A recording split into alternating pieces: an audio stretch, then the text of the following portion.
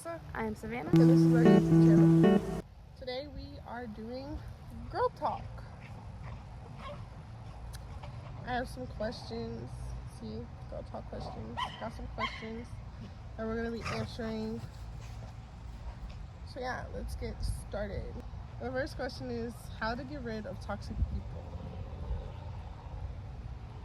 I mean, my answer is probably going to be short this whole video, but I'd say how to get rid of toxic people.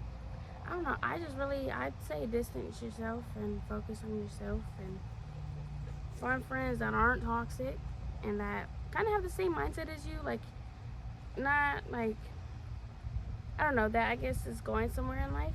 I mean, like, you can have friends that, as long as they have the mindset of, what am I trying to say? Like, if you have friends that don't have the motivation to pursue anything or like get a car or get a job or anything like that, I say cut them off.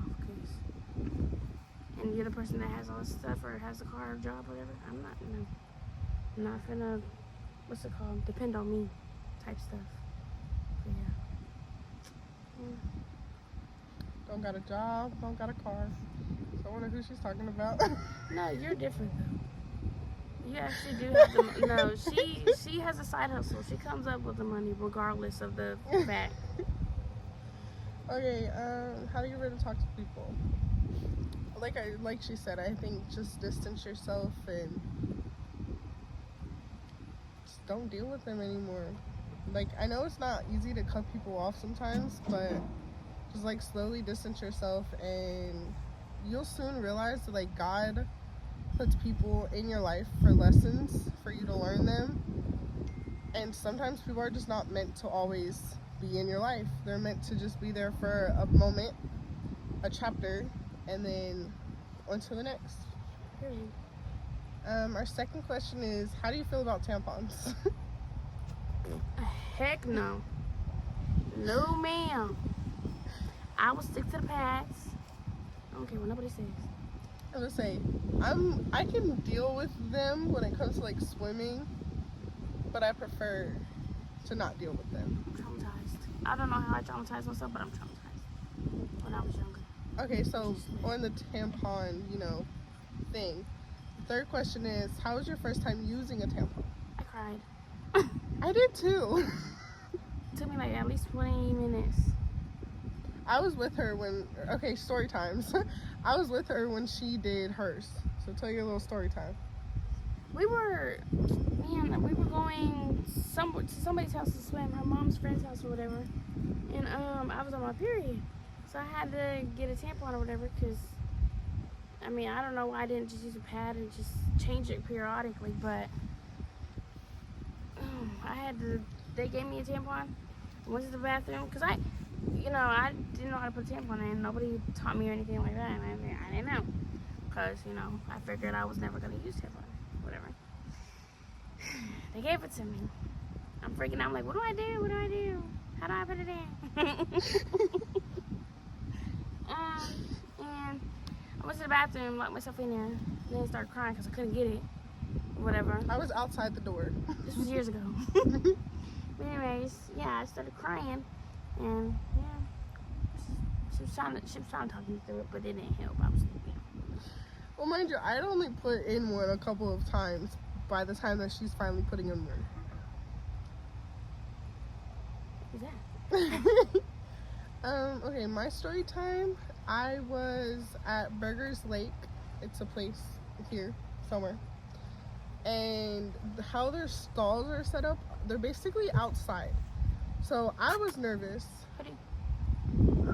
that like people could hear me getting frustrated not being able to put this damn tampon in. So I was worried about it. My mom at first was in the bathroom with me and I was like, Mom, I'm not putting this in while you're in the bathroom with me. It's not working. And I was like 14, maybe 13 when I put it in for the first time. But yeah, that's my story time.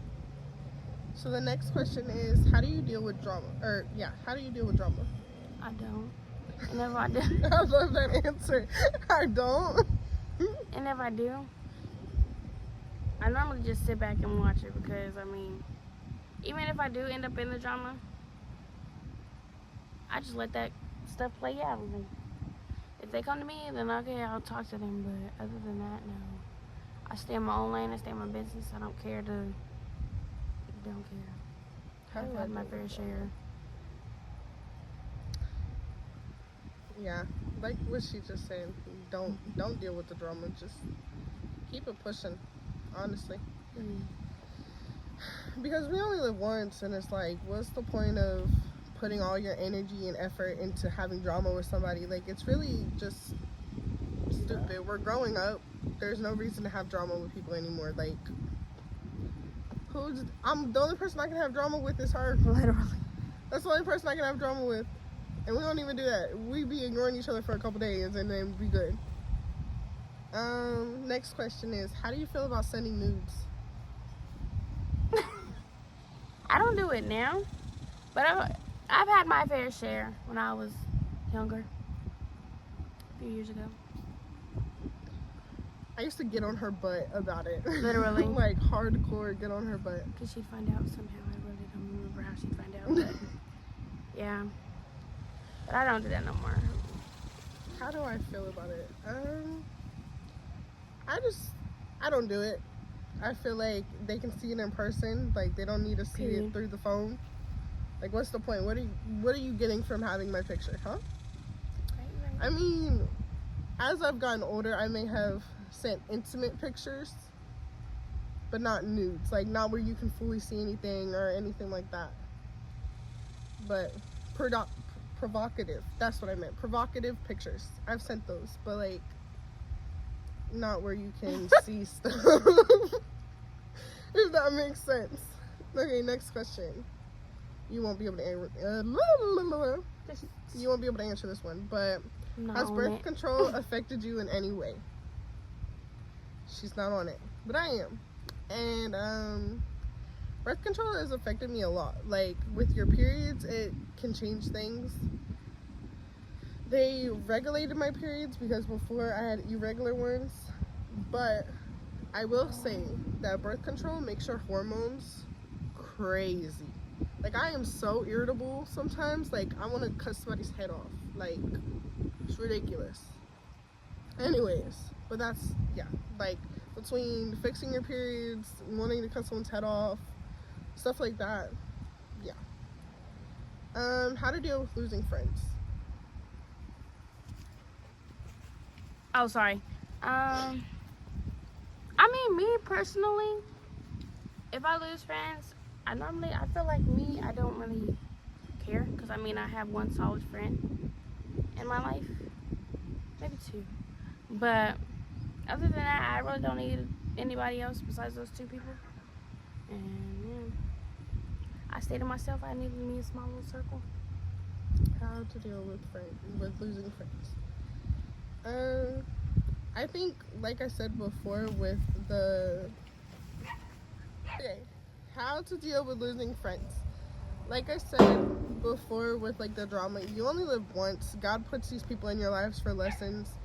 If they're not meant to be in your life, then they're not meant to be in your life. You gotta learn. And unfortunately, sometimes you gotta let go of friends that you've known forever and grew up with and watch change. And I think I learned in high school that you're not gonna always keep friends. Like, literally in high school, I had 3 friends, and then it became 1. Like, very quickly. As soon as freshman year happened, it was like done. Okay, the next question is how to deal with social anxiety. Honestly, I'm still trying to figure that out myself. I currently take something for it, but it's helped a little bit. But I also don't put myself in those predicaments to go out and stuff like that to cause my social anxiety, which I do need to start going out more and getting out, and, But yeah, I'm still working on it. I say I struggle with social anxiety pretty bad, and at first I've kind of taken a step back a little bit with my trying to fix it, but I went to therapy for it, and therapy helps a lot. Like, I don't want to be that kind of person that like throws therapy on you, but it helped me a lot with knowing that like there's other people out there that look like they're fine but are going through the same things that you're going through. And Oh. oh my god, there was a bug on me. Look like a spider. But yeah, like there's people out there that are going through the same thing, and just gotta fake it until you make it. Like honestly, I have physical things, like I'll start sweating when I have really bad social anxiety. Like I'll start thinking the worst like possible things that could happen. But like she said, like I'm still dealing with it. It's not something that just changes overnight. It's not something that just gets fixed. It's something you have to work on and put yourself out there, and unfortunately neither one of us puts ourselves out there. Okay, how to deal with new relationships when the past ones have hurt you? I really couldn't tell you, or I have to think about that a little bit more. Cause I mean, then again, I don't do relationships. I don't. Can you reread the question? How to deal with new relationships when your past ones have hurt you? You can think of it as like friends or even like a relationship. I'd say go slow, definitely. Build the bond and the trust with that person, and yeah, I guess just I don't know, take it slow. I think about that one too a little bit. I mean, you're always going to unfortunately have a past. Like you're always going to deal with the people that have hurt you, and regardless of if they're in your life or not, you're going to have to always deal with mentally what that person has done or what the relationship did to you. I think you just have to separate the fact of like your new relationship and your old relationships and know that they're not the same people. They're not going to do the same things to you. But I mean, that's kind of like she said, take it slow, get to know the person before you jump into a relationship with them. Because if you're getting to know them without a relationship, you get to know the person, like they're good and they're bad, before you're in a relationship with them. And our last question is, when is a good time to lose your virginity? I mean, I feel like it depends on the person and stuff like that. I mean, some people, I mean, when they feel like it's ready, I mean, when they're ready, they'll do it or whatever. But me, I'm still waiting. I don't know. It could happen in a couple months. It could happen anytime. But I wouldn't say I'm waiting for marriage or anything like that, because I'm not. I mean, in all reality, I mean, men kind of give me the ick. But at the same time, I'm still not, I'm not fully, I guess, shutting it off, I guess, or whatever. But yeah. To me, when you should lose your virginity would be, I mean, you can lose it, like, I'm not saying lose it when you're like 10, but like, you can lose it in your timing. Like, I didn't lose it until I was 18. I say don't listen to 18, because you ain't Like, missing nothing. You're not missing anything really. 2, wait for the person that like you know is gonna respect your body, know that they're gonna love you for who you are, know that they're not gonna judge you, because as a thicker person, that's what you worry about, judgment. And I think even skinnier people, like us as people, always worry about judgment. And just know that the person that you're going to lay next to and give a part of you away to, just know that like it's the right timing, right person, all of that. Like, it don't gotta be romantic and like candles and no. But just make sure that it's the right timing. Like, don't just do it in someone's car just because you wanted to do it. Or like, don't do it at a park because you wanted to do it. Like, make sure that you know that like, this is something I want to do. And don't just do it to do it. Yeah. It's really not like, you're gonna remember it for the rest of your life. You're gonna remember like, damn, I lost my virginity in a park, or I lost it in my bedroom where I was comfortable, or stuff like that. That's basically all of our questions. They're all checked off. Don't forget to like, comment, and subscribe. And back in another video. We'll see you guys next time. Bye.